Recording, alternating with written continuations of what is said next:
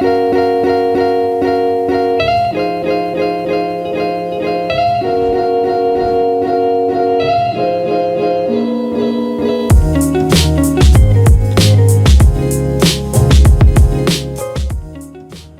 Eliza, tell us about yourself. Where are you from originally and where do you live now?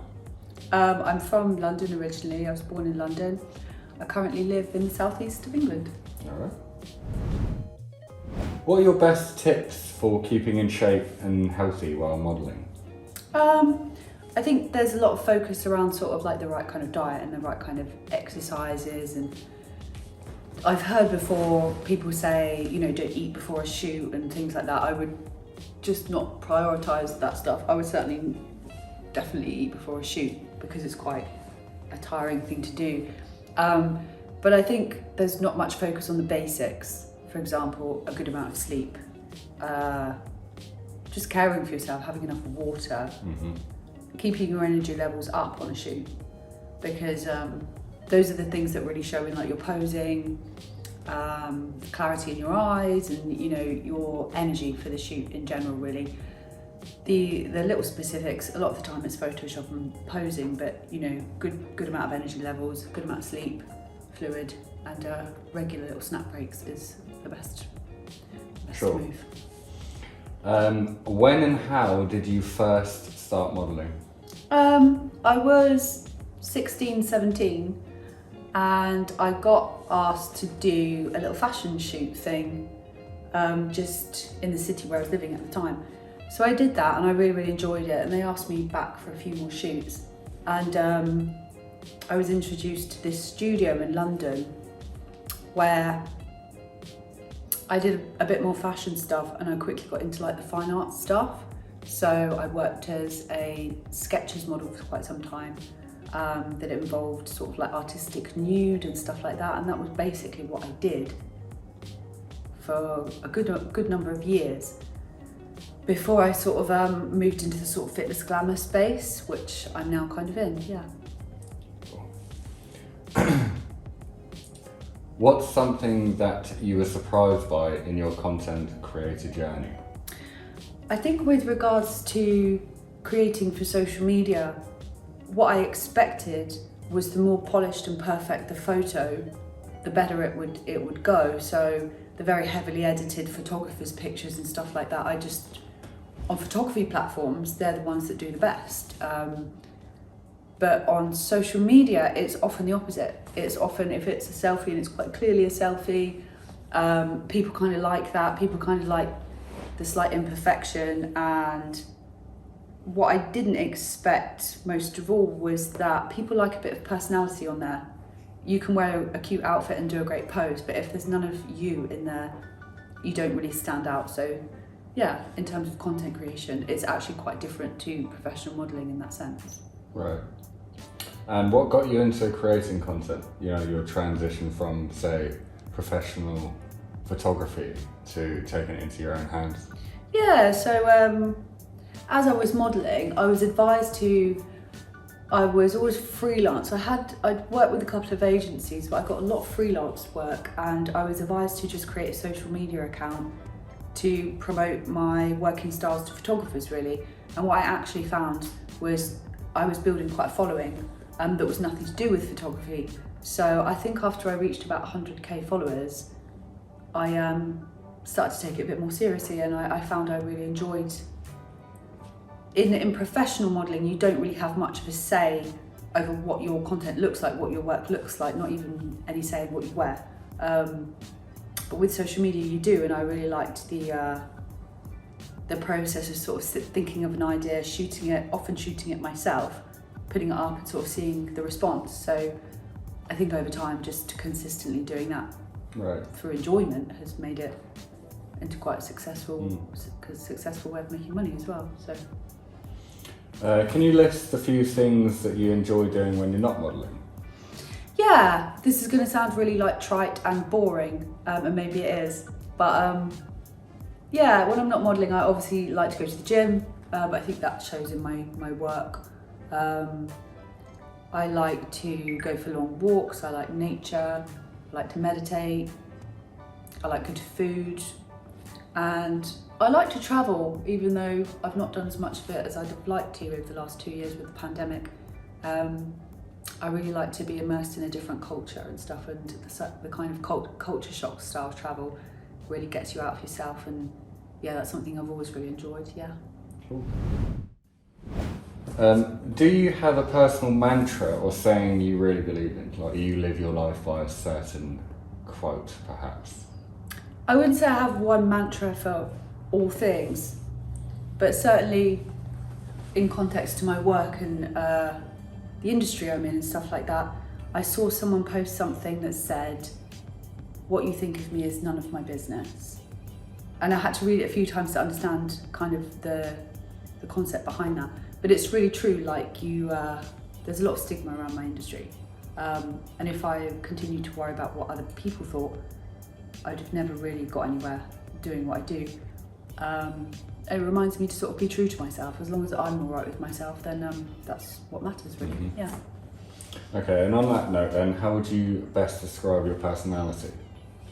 I used to be a bit of a crazy person. I used to be all over the place, really. I used to be a party person 24/7, and I think that's what's made me quite different today. I'm quite introspective, a bit of an introvert, quite a creative person, but maybe not what you'd expect from a social media influencer sort of thing. Maybe not what you'd expect. Yeah, or maybe what you would, depending on what side of me you saw, you know. Yeah. Cool. Who inspires you most within the industry? When I first started up my Instagram, I was doing mostly fitness stuff professionally. I wasn't doing any sort of like nude or any sort of glamour stuff. And there was a particular model called Eliza Rose who I really liked. I loved her look, I loved her stuff, I loved her work. So she got me started, I think, in the kind of the Instagram world. That's broadened now quite a lot. There's a couple of photographers I really admire. There's a Russian photographer called Borisov, and I think I like his work because it really blends sort of the erotic side of things with the fine art side of things. You'd have to see his work to know what I mean, but it's the thinking man's erotica sort of thing, or the thinking woman's erotica sort of thing. Mm-hmm. And there's another, I think they're a couple, they're a model and photographer, and the account is called Orangutan, and they just exude personality in what they do, and they celebrate women of all shapes and sizes, older women, younger women, and they do these amazing event things. They're really unique, and I'd love to go and work with them one day, so I really like their stuff, yeah. Cool. What are the personal highlights of your career so far? In terms of like my current job, which is a creator mostly on OnlyFans, I reached the top 0.02% of creators worldwide this year, which was a really big achievement considering, you know, it's quite easy on OnlyFans to chase the money and forget where your comfort levels are and things like that, and I haven't done that. And I've not necessarily subscribed to the idea that you have to do anything very extreme or do anything very cheap. I've not used any big agencies or anything like that. I've managed it myself, and so I'm pretty proud of that considering, yeah. Cool. In terms of modelling, there's been a few, not monetary ones, but more experiential ones. I remember this specific shoot, and this was only last year. It was an artistic nude shoot, and it was in the middle of nowhere, and I was in hiking boots and a pair of pants, and I hiked up this huge cliff. It took like 45 minutes to get to the location for like one picture, but standing on the top and just seeing the view and like being really sort of in touch with nature, I just felt really grateful to do what I do. So there's not been like one huge pinnacle, but there's little things along the journey which keep you going, yeah. Mm-hmm. Okay, and how about outside of your your modelling career, have you got any achievements you would say that your fans may not know about? Yeah, maybe. I graduated from university in psychology. That was pretty cool. I did that quite a few years ago, but I've never really mentioned that on my social media before.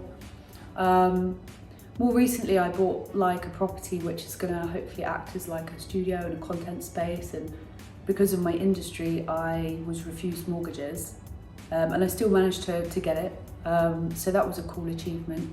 And in my wider life, I used to be an alcoholic and a drug addict, and I've just celebrated 5 years of sobriety, so that's a cool achievement as well that not many people know. Congratulations. Thanks. What do people say most about you and your modelling? It's hard to pin that down to a few things. Obviously it's really nice to get positive comments from anyone in any aspect of my industry, but the ones that sort of stick out to me are usually from other women that will comment on like my fitness, or in terms of like the OnlyFans space, comments on sort of like the creativity behind my content and stuff like that. And when I get another creator say that I'm their inspo and stuff, it makes me realise that I've come quite far, because you know, I look up to these bigger creators and I'm like, wow, I wish I could be like that. And you forget there's people looking up to you as well, so those are the ones that stick out to me. Great. I think we touched on this before, but how did you build your following on social media? It just kind of, I didn't come in with a strategy, do you know what I mean? I didn't come in with a strategy. I posted because I enjoyed posting. And I think maybe my look is fairly unique, so that may have helped too. I also had the help of one of the biggest glamour photographers in the UK. We'd been friends a long time, and he had a big Instagram, so that also helped. But it was mostly just posting consistently, really, and like, you know, taking care of what I posted. I've tried to start platforms since and focus just on building a following rather than just doing it because I want to, and it's grown a lot slower. So I think, you know, just posting for the enjoyment of posting is how once you gain about 100k, it's a lot easier. So my first 100k was, I had a job, so I literally was just doing it because I enjoyed it, and came as a byproduct really of that. Right. Okay. And what are your goals with modelling and content creation in general this year? Well, it will show my age, but I've been modelling about 12 years now. So I kind of, and I've done most things that I want to do in terms of where I want to go with it, what the type of things I've shot, you know, the OnlyFans milestones and stuff. I've done most things, and I think what I'd like to do this year is sort of start giving back to the industry. As I mentioned, like maybe creating this content space and moving into sort of the coaching side of things, maybe to other creators. That sounds good. What's your top tips for new or aspiring models? What do you think they should do, or who to work with and who to follow to become a success in the industry? In terms of modelling, as in more traditional modelling, I would say to portfolio build, you never have to spend any money, but you do need to find a photographer, just one, that you feel really comfortable with and that brings out the best in you. Get yourself a good portfolio and establish your look and make sure that's really you know, because you'll have to keep that up. In terms of the social media stuff, it kind of follows on from that, I think,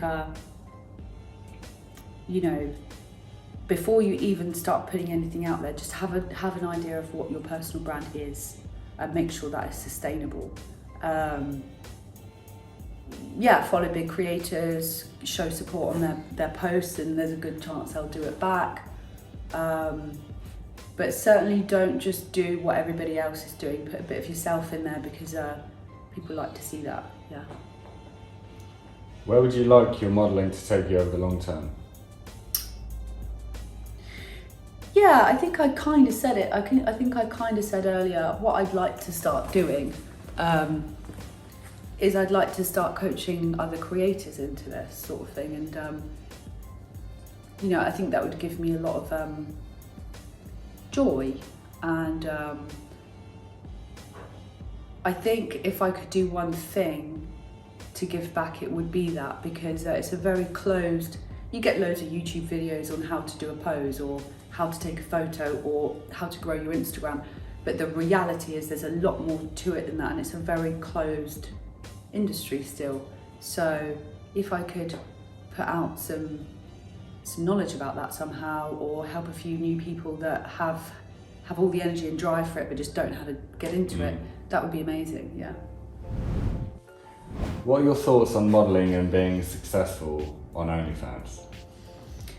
I think to be successful on OnlyFans, it's easy to fall into the trap of thinking that you have to be doing more and more and more for cheaper and cheaper and cheaper. The reality is that's just not the case. I know many creators that do all kinds of different things, and they all get the same comments from some fans. Oh, it's too expensive. Oh, can I see you do this though? Can I see you do that though? And that's just what's going to happen, whatever you do. So it's not so much about that, and it's much more about running a business. Strategy, admin, marketing, customer service is like a huge part of OnlyFans. And you'll find taking pictures is maybe 5% of the job. So it's, I know it's been a buzzword for some time, and it's been glorified for some time as some easy money maker. It may used to have been like that. It's not like that now. It's really hard work, and it's much more than just taking a sexy pic. Right. If you were the CEO of OnlyFans, what would you change, if anything? I would. I think everyone would agree who's ever done OnlyFans before, their support system isn't particularly great. A little bit more transparency with their creators when they're having problems or when things are glitching, because we base our entire sort of strategy around the platform functioning. So I'd do that. And I'd also make it a little bit easier for fans to find creators that they might like. Maybe a suggestion feature or something like that, because it shouldn't be the case that we have to break all social media's rules just to promote our OnlyFans. It's okay if we have a big following, we're going to get found somehow. But when we're small, we could have the best content in the whole world. If there's no way to be discovered, or we risk our social medias getting shut down when we promote, that's no good for the creator, it's no good for OnlyFans. Mm-hmm.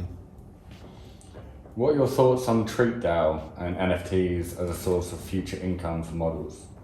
Yeah, I'm really excited about it. Not long ago, I put an NFT up somewhere else, and I didn't expect anything from it. I just kind of did it for the joy of doing it. It was much more my old style. It was much more artistic, abstract, nude, and it sold. And I was really, really happy about that. And I think what's cool about it is it was very artistic, the NFT we created, but I think it sold as well because of the affinity with the creator. So I think it's a really cool thing to bridge that gap between, you know, the art and the actual creator, and you're kind of buying into both, yeah. So in closing, as an influencer, what would you most like to say to your followers and fans? Link in bio. No.